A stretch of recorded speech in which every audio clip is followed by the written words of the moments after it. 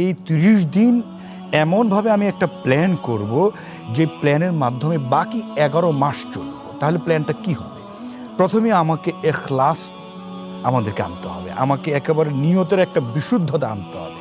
কারণ নবী সাল্লাল্লাহু আলাইহি ওয়াসাল্লাম বলেছেন যে আল্লাহ রাব্বুল আলামিন ইন্নাল্লাহা লা ইয়ানজুরু ইলা সুওয়ারিকুম ওয়া আজসামিকুম, আল্লাহ তাআলা আমাদের চেহারা শরীর দেখবেন না, ওয়ালাকিন ইয়ানজুরু ইলা কুলুবিকুম ওয়া আমালিকুম।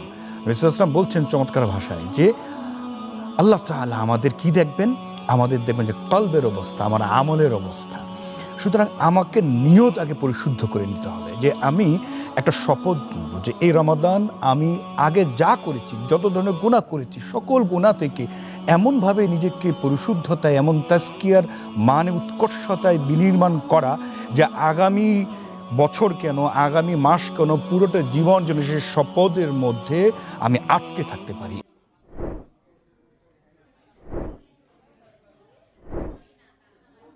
এমনভাবে একটা দৃঢ় সংকল্প, প্রথম হলো একটা দৃঢ় সংকল্প, ডিটারমিনেশন।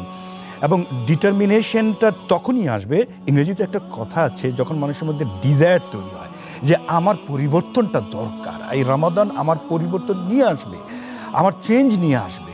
এইরকম একটা চেঞ্জের একটা ডিজায়ার থেকেই কিন্তু ডিটারমিনেশন, যেটা হাদিসের ভাষা হচ্ছে ইখলাস ও নিয়া।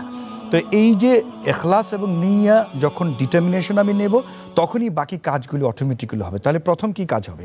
প্রথম কাজ হবে, এই তো আমি শপথ নিলাম, আমি নিয়ত করলাম যে আমি আমার এই রমাদানে পরিবর্তন করে ফেলবো। প্রথম কাজ হবে সেটা হচ্ছে কোরআনে কারীম সাথে সম্পর্কিত।